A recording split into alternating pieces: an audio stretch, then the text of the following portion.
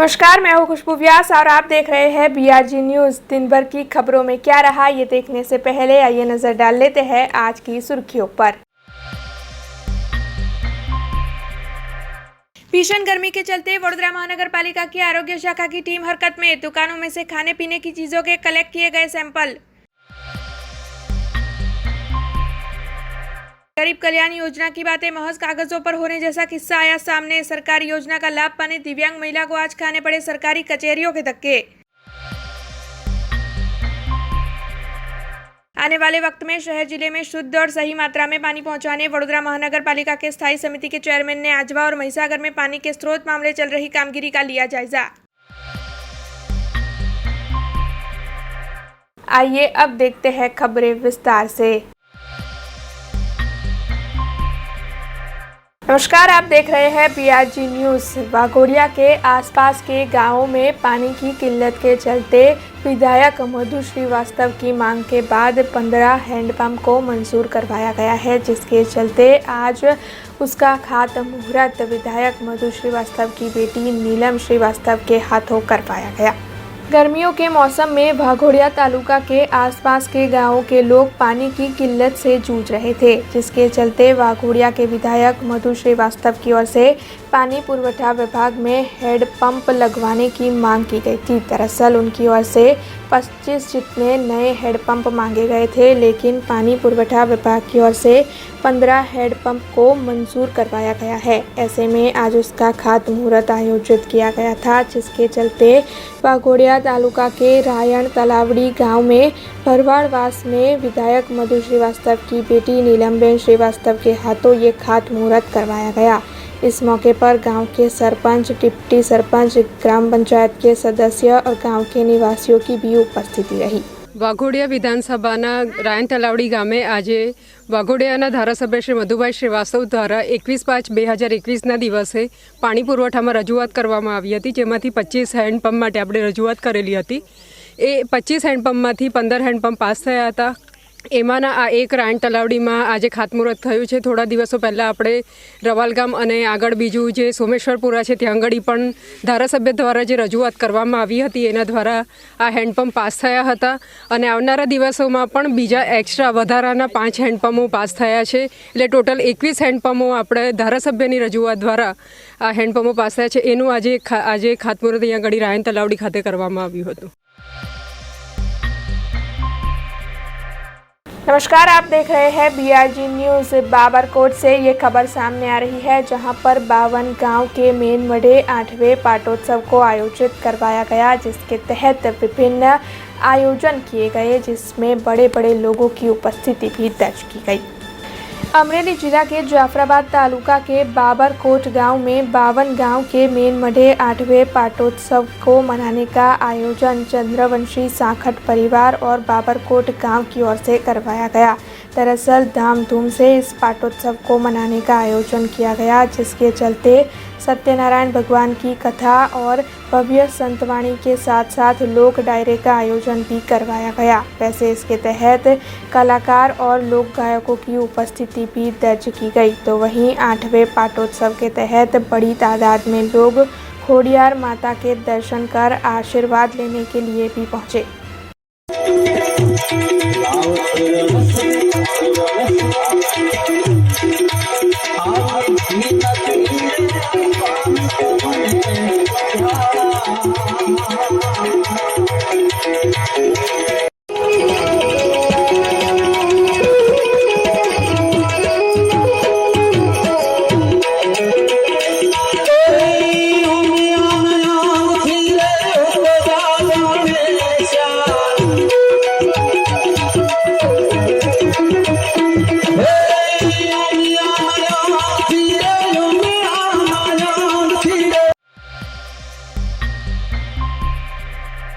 नमस्कार, आप देख रहे हैं BRG न्यूज़। करनी सेना की ओर से जो एकता यात्रा आयोजित करवाई गई है वो माल्या हाटीना पहुंची और माल्या हाटीना में हाटी क्षत्रिय समाज की ओर से इस एकता यात्रा का भव्य स्वागत भी किया गया। करनी सेना की ओर से एकता यात्रा का आयोजन करवाया गया है। ऐसे में ये एकता यात्रा जब मालिया हाटीना पहुंची तब हाटी क्षत्रिय समाज ने रेलवे स्टेशन पर इस एकता यात्रा का भव्य स्वागत किया, जिसके बाद एकता यात्रा महाराणा प्रताप सिंह जी चौक में आ पहुंची और महाराणा प्रताप सिंह जी की प्रतिमा पर फूलहार अर्पित किए गए। वैसे करनी सेना के अध्यक्ष जेपी जाडेजा, प्रभारी भरतभाई काठी, उपाध्यक्ष वीरभद्र सिंह जाडेजा जैसे कई अग्रणियों की ओर से महाराणा प्रताप सिंह जी की प्रतिमा पर फूलहार अर्पित किए गए। करनी सेना के अग्रणियों का फूलोहार से स्वागत भी किया गया और इस कार्यक्रम को सफल बनाने के लिए मालिया हाटीना राजपूत करनी सेना के प्रमुख और सदस्यों ने काफ़ी मशक्कत की।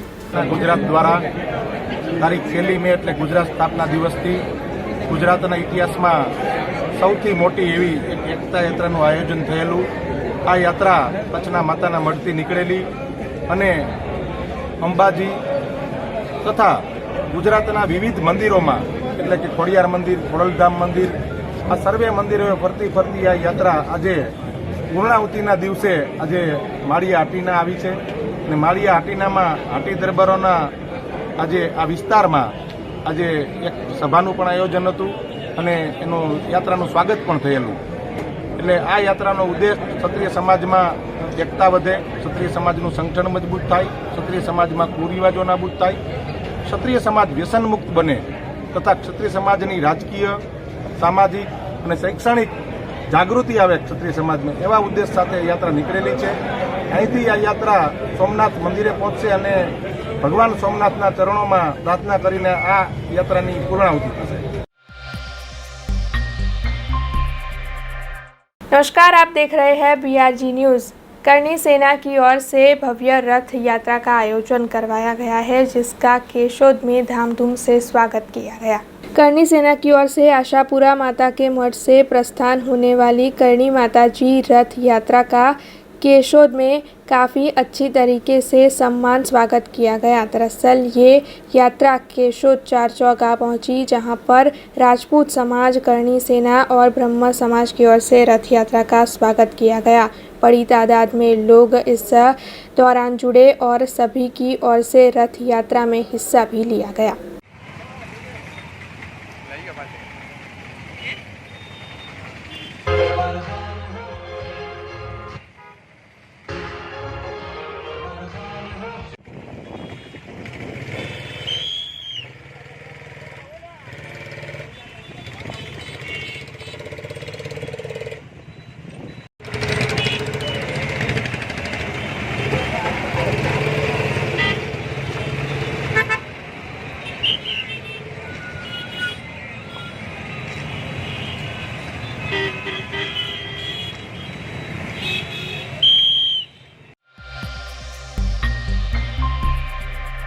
नमस्कार, आप देख रहे हैं BRG न्यूज़। जूनागढ़ महानगर पालिका में स्थायी समिति की बैठक का आयोजन हुआ था, जिसमें विभिन्न मुद्दों पर चर्चाएं की गई और इस बैठक के तहत सबसे ज़्यादा जूनागढ़ में डोर टू डोर सफाई को प्राथमिकता देने का फैसला किया गया।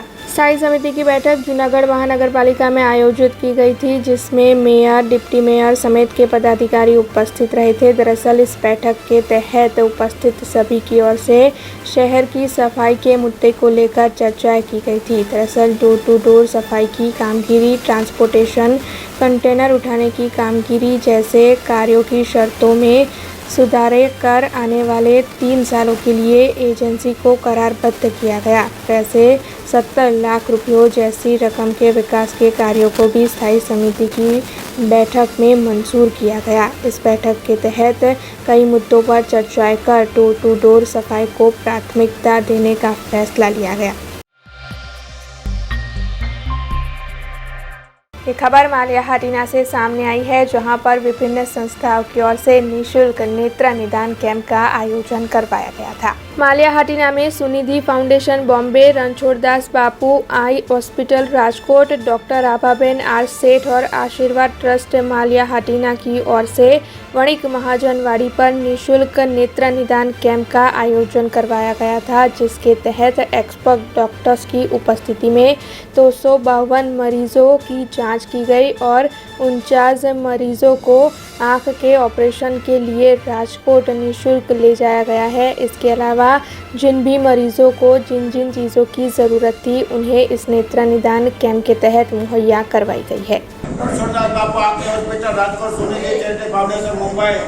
डॉक्टर आबाबेन मारी आरतीना आशीर्वाद मारी आरतीना मारी आरतीना संयुक्त योजाता विनामूल्य नेत्ररोग निदान नवा सारा ऑपरेशन कैम्पમાં તમે જોઈ રહ્યા છો અસંખ્ય દર્દીઓ લાભ રહી રહ્યા છે અને ભોરીચાકર સાહેબ અત્યારે સેવાઓ આપી રહ્યા છે। આ કેમ્પ વિનામૂલ્ય નેત્રરોગ નિદાન નવા સારા ઓપરેશન કેમ્પ છે। કોઈ પણ દર્દીનો ચાર્જ નથી આપતો, રહેવા કરાવવા જમવાની બધી વ્યવસ્થા ફ્રી કરવામાં આવે છે રણછોડદાસ બાપુ આંખની હોસ્પિટલ દ્વારા। અને આ કેમ્પ અત્યાર સુધી વર્ષોથી ચાલે છે। વર્ષોથી ચાલતા કેમ્પમાં અત્યાર સુધીમાં 18,572 ઓપરેશન થયા છે। નેત્ર મશીનથી ટાંકા વગરના ઓપરેશન કરી નેત્રમણી મૂકી દેવામાં આવે છે, અહીંથી લઈ જાય છે, મૂકી જાય છે, ત્યાં રહેવા કરાવવા જમવાની વ્યવસ્થા કરે છે। કોઈ પણ 4,000 ઉપરાંતનો ધાબળા આપવામાં આવે છે, ચશ્મા આપવામાં આવે છે। એમ આ કેમ્પ માળિયાના પ્રજાજનો માટે આશીર્વાદરૂપ છે અને માળિયા નેત્ર માટે થઈને કોઈ પણ માણસ નેત્રથી મૂંઝાય નહીં, નેત્રરોગથી એવી કે નેત્ર વિનાનો માળિયા તાલુકો બને એવી ભાવના છે અને આ કેમ્પ દર વખતે સફળ થાય છે। એમાં સહયોગ આપતા દરેક દાતાઓ અને દર્દીઓનો ખરા રોગોને ખૂબ આભાર વ્યક્ત કરે છે। દર મહિને કેમ થાય છે માળિયામાં? દર મહિનાની 17 તારીખ માળી આટીના અને દર મહિનાની 5 તારીખ ખોરાસાને ભૂતનાથ મહાદેવ મંદિર। કેટલા દર્દીઓ લાભ લે છે?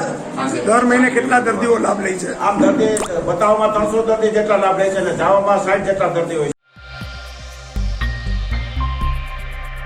ये खबर करजन से सामने आ रही है। दरअसल करजन एपीएमसी में तुअर की खरीदारी बंद होने से किसान काफ़ी परेशान हो गए हैं। दरअसल इतनी भीषण गर्मी में भी किसान करजन एपीएमसी में तुअर की फसल लेकर बेचने के लिए लंबी लंबी कतारों में खड़े थे, लेकिन वहां पर तुअर की खरीदारी बंद कर दी गई, जिसके चलते अब किसानों में रोष का माहौल देखने मिल रहा है। इसके अलावा किसानों की ओर से ये आरोप भी लगाए जा रहे हैं कि पहले ही किसानों के हाल खस्ता थे और अब तुअर की खरीदारी भी एपीएमसी में नहीं की जा रही है। ऐसे में सरकार की ओर से भी उनके ऊपर कोई भी ध्यान नहीं दिया जा रहा है, जिसके चलते उनके हाल और भी ज़्यादा बुरे होते जा रहे हैं। હવે એકચ્યુઅલી એવું કહેવામાં આવ્યું છે કે 13 તારીખની ટોકન આપવામાં નહીં આવે, કારણ કે પાછળના જે 7, 8 ને 9 3 દિવસ એપીએમસીની અંદર ટ્રેક્ટરો ઓછો ખાલી થયો છે, જે કંઈ રહી ગયેલો ટ્રેક્ટર એ પાછળની તારીખમાં સેટલમેન્ટ કર્યો છે એ તુવેરો નિકાલ માટે। હવે એ જે 13મી તારીખનો ટ્રેક્ટર છે 13, 14, 15 એ એના નાફેડના દાયરામાં આવ્યો નથી। બાકી 13, 14, 7, 8 કામ થયું હોત તો 13, 14, 15 આ ટ્રેક્ટરો લેવાઈ ગયો હોત। આ 15મી તારીખ અમારે ઘેર જતા રહ્યા હોત અમારા ઘરે। આજે 12 તારીખથી આજે 17 તારીખ થઈ, એક દિવસનું 1500 રૂપિયા ભાડું આ આઈસરનું ચડે છે। આની અંદર આ જે ટ્રેક્ટર છે એ ટ્રેક્ટરની અંદર બધા ટ્રેડિંગ કરાયેલા તુવેરના પાક છે એ પાક અત્યારે લેવાનો બંધ કરી દીધો ગુજકો માસોલે ને એને કારણે આ ખેડૂતોનો માલ અહીંયા પડ્યો છે અને અહીંયા 4 સેન્ટર આપ્યા છે। 4 સેન્ટરની અંદર કરજણ, વડોદરા તાલુકો, સિનોર અને પાદરા, એના કારણે અહીંયા રસ વધારે થયો છે। જ્યારે બીજા સેન્ટર ઉપર આટલો રસ નથી, જેના કારણે કરજણ તાલુકાના પ્રોપરના ખેડૂતો હેરાન થાય છે। એક્સટેન્શન કશું સતીશભાઈ સાહેબે એને માટે એક્સટેન્શન માંગ્યું છે, પણ ગવર્મેન્ટ તરફથી કોઈ પોઝિટિવ રિપ્લાય નથી। લગભગ આજે કેટલા ટ્રેક્ટરો અને કેટલા ખેડૂતો અહીંયા 90 ટ્રેક્ટર 90 ને ટોટલ 125 ટ્રેક્ટર છે। અંદર એપીએમસીની અંદર લગભગ 30 ટ્રેક્ટર છે ને અહીંયા 90 ટ્રેક્ટર છે। ટોટલ 9, 3, 12 એટલે 125 ટ્રેક્ટર જેટલે અત્યારે બધા ખેડૂતો હેરાન થાય છે। અચ્છા, તો શું છે હમણાં તુવેરનો ભાવ ને એમાં ભાવતાલમાં તમારે તુવેરનો ભાવ તો કોઈ બજાર નક્કી ખબર નથી પડતી। કોઈ 5500 કહે છે, કોઈ 6000 કહે છે, કોઈ 4000 કહે છે, કોઈ 4500 કહે છે, કારણ કે વેપારીઓ ખેડૂતોની મજબૂરીનો લાભ લેવા માગે છે ને અંદર ગવર્મેન્ટે અંદર ઇન્ટરફિયર થવું જોઈએ। તો શું ગવર્મેન્ટ શું કહેવા માંગે છે આ વિશે? ગવર્મેન્ટ તો હવે કશું કઈ ગવર્મેન્ટનો કોઈ રિપ્લાય ક્યાં છે? खबरों के बीच वक्त तो चला एक छोटे से ब्रेक का। ब्रेक के बाद फिर लौटेंगे कुछ और खबरों के साथ। स्टैच्यू ऑफ यूनिटी केवड़िया में दुनिया की सबसे ऊंची प्रतिमा, जहां पर आपके स्वागत के लिए तैयार है एक खूबसूरत अफोर्डेबल स्टे। प्रधानमंत्री श्री नरेंद्र मोदी जी के इस ड्रीम प्रोजेक्ट में butterfly garden, glow garden, jungle safari, river rafting, valley of flowers, dino trail, Jarwani eco tourism, Sardar Sarovar नौका विहार, सरदार सरोवर डैम जैसे 25 से ज्यादा आकर्षण है। ऐसी खूबसूरत जगह पर आपके कंफर्टेबल स्टे के लिए मौजूद है BRG budget stay. BRG budget stay में आपको मिलेगा अफोर्डेबल लग्जूरियस स्टे, खाने पीने और रहने की बेस्ट फैसिलिटी से सज 150 rooms, conference hall, amphi theatre और पार्टी लॉन्स की भी सुविधा, डेस्टिनेशन वेडिंग, संगीत संध्या, बर्थडे पार्टीज और कॉर्पोरेट इवेंट्स जैसे आयोजनों के लिए बिल्कुल सही जगह। तो आप भी आज ही ऑनलाइन बुक करवाइए BRG बजट स्टे में अपना स्टे। लॉग ऑन करें www.brgbudgetstay.com near circuit house at Statue of Unity, Kevadia. Contact number 9586647777। Break के बाद BRG न्यूज रूम में आप सभी का स्वागत है।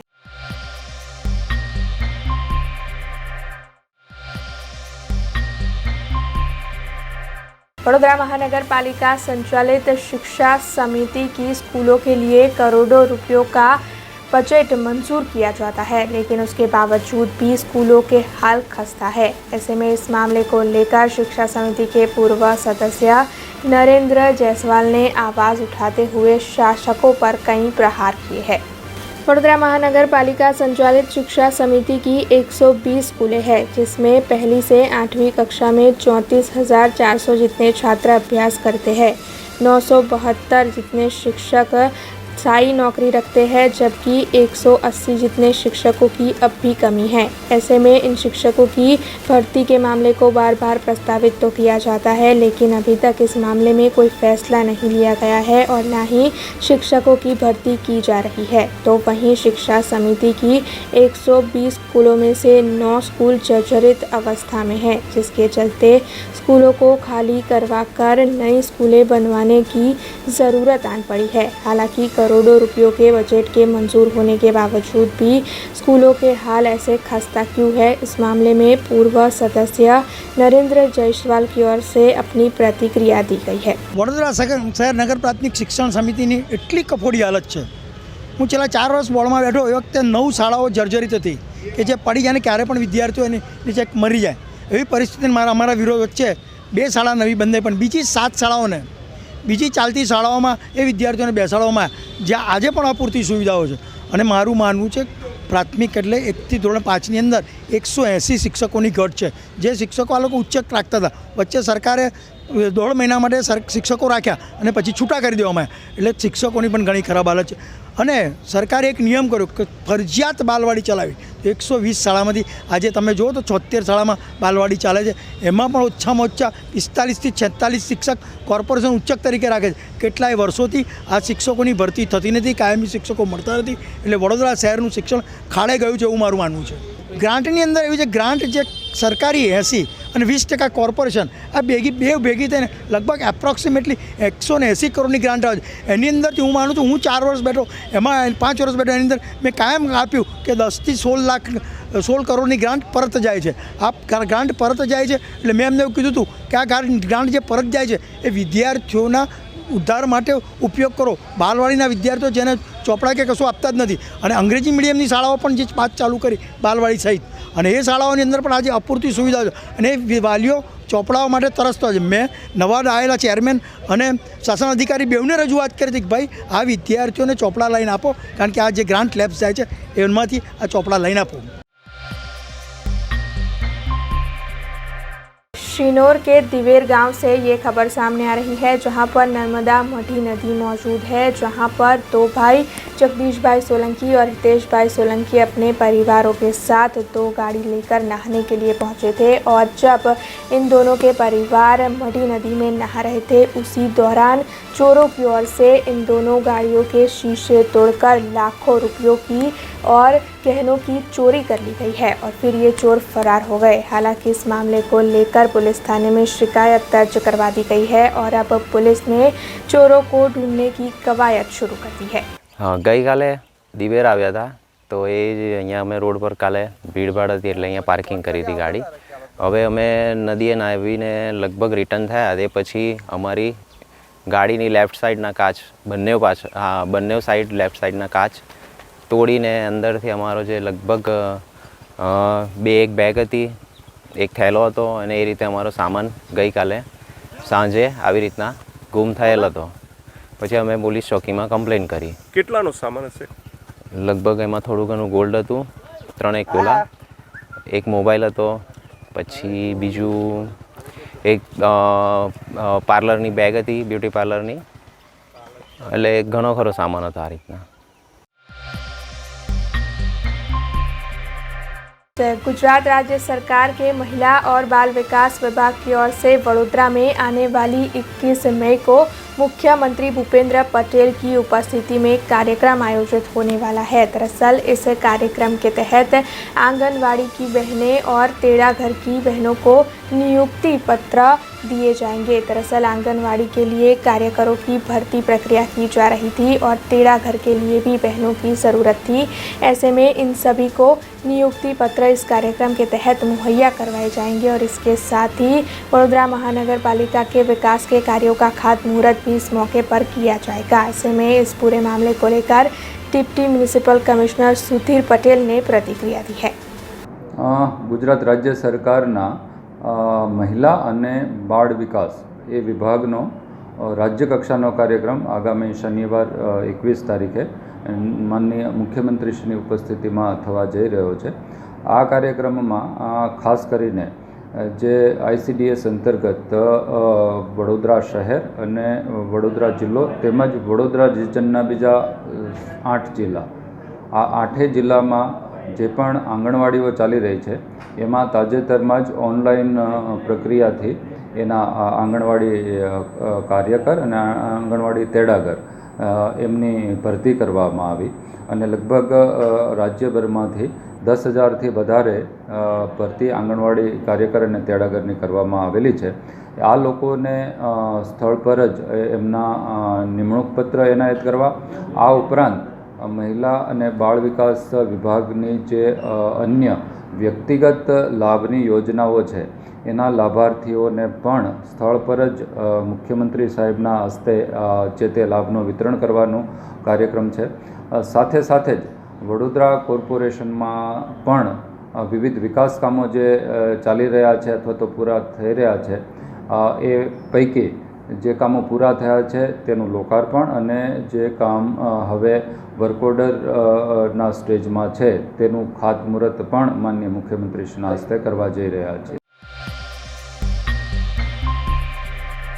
वडोदरा महानगर पालिका के फूड एंड सेफ्टी डिपार्टमेंट की ओर से गर्मियों के मौसम के मद्देनज़र दुकानों में से खाने की चीज़ों के सैंपल कलेक्ट करवाए जा रहे हैं. दरअसल गर्मी में लगातार इजाफा हो रहा है. ऐसे में खाने की जो चीज़ें दुकानों में मिलती है वो लोगों के खाने लायक है या नहीं, इसी बात के मद्देनज़र फूड सैंपल्स कलेक्ट किए जा रहे हैं, जिसके चलते आरोग्य विभाग की टीम की ओर से कारेली बाग की दुकानों में से इस वक्त फूड सैंपल्स ले लिए गए हैं और आने वाले वक्त में विभिन्न टीमें विभिन्न इलाकों की दुकानों से भी सैंपल कलेक्ट करेगी.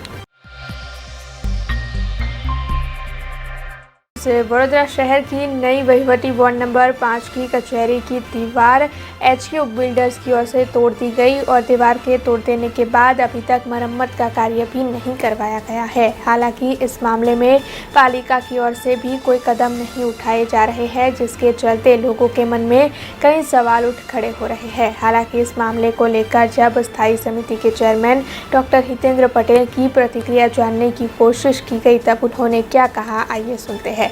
હંમેશા વિવાદિત તરીકે રહેલા બિલ્ડરના માધ્યમથી વહીવટી અને ઇલેક્શન વોર્ડ નવીન 5ની ઓફિસની ઉત્તર ખૂણામાં જે કામ ચાલી રહ્યું છે ઇજારદાર બિલ્ડર દ્વારા, એના માધ્યમથી 1.5 વર્ષ પહેલાં પણ આ દિવાલ તૂટી ગઈ હતી.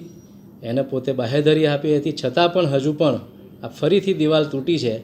અધિકારીઓને એ સૂચના પણ આપી છે. એની સાથે દંડાત્મક કાર્યવાહી સાથે એની માધ્યમથી જ આ દિવાલ ફરીથી બનાવવામાં આવે એ પણ આજે તાકીદ કરીએ છીએ અને આવનાર સમયમાં ફરીથી જો એ વિષયને ધ્યાને નહીં લે તો ગંભીર પગલાં લઈશું. जाफराबाद से ये खबर सामने आ रही है, जहां पर पुलिस की ओर से सराहनीय कामगिरी की गई है। दरअसल जाफराबाद में पहली बार पुलिस परिवार की ओर से ब्लड डोनेशन कैंप का आयोजन करवाया गया, जिसके तहत कई लोगों ने उपस्थित रहकर ब्लड डोनेट किया।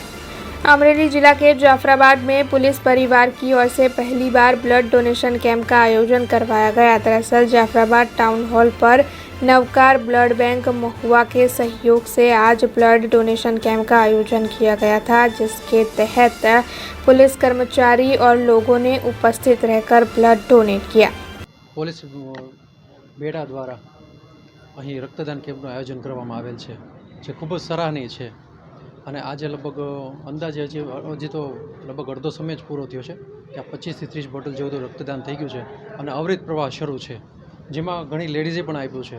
અને રેર જે હોય છે AB નેગેટિવ છે, B નેગેટિવ છે, A નેગેટિવ, O નેગેટિવ એવા બ્લડ પણ અહીંથી કલેક્ટ થયા છે. અને એમાં મહુવા નવકાર બ્લડ બેંક દ્વારા અમે અહીંયા એકત્રિત કરવા માટે આવેલા છીએ અને આ ખરેખર ખૂબ સરાહનીય કાર્ય કરી રહ્યા છે. એ બદલ ખૂબ ખૂબ આભાર.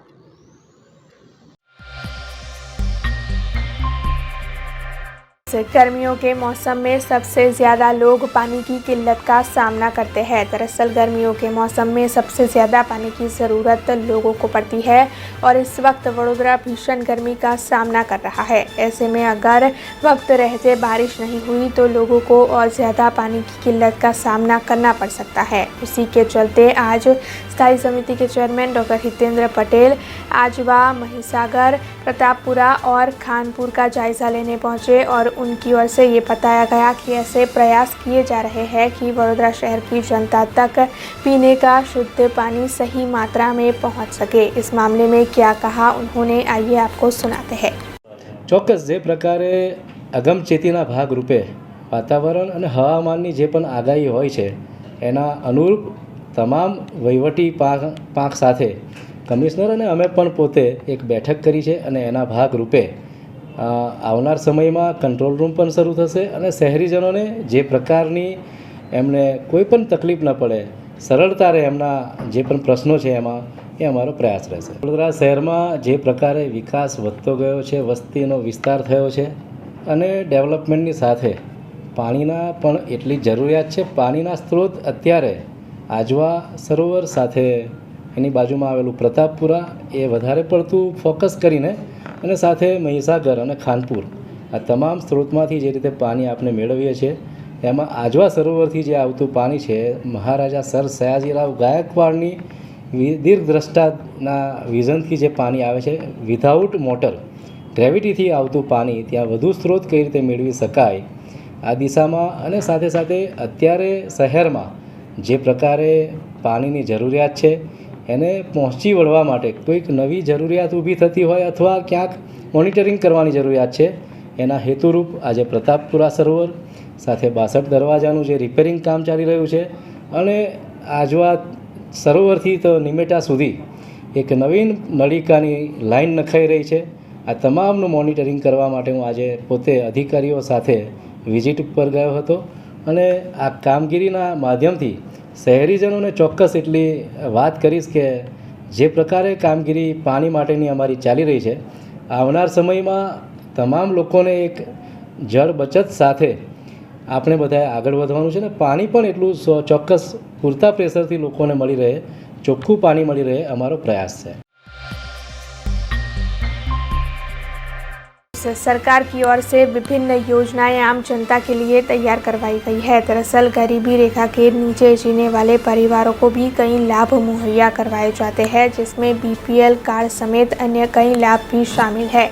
ऐसा ही लाभ लेने के लिए आज आयशाबेन नाम की एक दिव्यांग महिला सबसे पहले तो सलाटवाड़ा में मौजूद कचहरी पर पहुंची और वहां पर उन्हें उनकी बातों का सही जवाब न मिलने के चलते फिर वो नर्मदा भवन पहुंची। हालांकि नर्मदा भवन से भी उन्हें सही जवाब नहीं मिला, जिसके चलते उन्हें पालिका कचहरी तक जाना पड़ा। हालांकि दिव्यांग होने की वजह से उन्हें हर जगह सीढ़ियाँ चढ़ने में काफ़ी दिक्कतें हो रही थी, जिसके चलते स्थायी समिति के चेयरमैन डॉक्टर हितेंद्र पटेल खुद उतरकर नीचे आए और उन्होंने दिव्यांग महिला आयशाबेन से बातचीत कर उनकी दिक्कतों को दूर करने का आश्वासन मुहैया करवाया। આપણે બધા જ જે પ્રકારે સમાજ જીવનમાં વનાઈને કામ કરીએ છીએ એમાં દિવ્યાંગજન લોકોને એમને પડતી તકલીફો દૂર રહે અને એમને સુવિધા સરળતાથી મળી રહે એ આપણો પહેલો આ બધાનો જ આશય હોય. એ આશયના ભાગરૂપે અત્યારે હું મારી ઓફિસ જઈ રહ્યો હતો. એમાં આપણા જ માધ્યમથી એક આયશાબેન જે હમણાં દિવ્યાંગબેન છે જે દાદરમાં બેઠા છે એમને સાંભળ્યા છે. એમના જે પણ ડોક્યુમેન્ટ્સ છે એની ઝેરોક્સ લઉં છું. એમનો નંબર લઈને એમને જે પણ જરૂરિયાત વિષય પૂર્ણ કરવાનો હશે એ ચોક્કસ સરકારી અથવા જે પણ રાહે એમને મદદ કરવાની હશે ચોક્કસ કરીશું. આપણો આશય પહેલો એ છે કે એમને જે મદદ મળવી જોઈએ એ મદદ પહેલી પહોંચે. કોઈ પણ પ્રકારે એમને મદદ જે બાકી છે એમનો વિષય જે કામ છે એ કામ પૂર્ણ થાય ये हमारा पहला प्रयास है.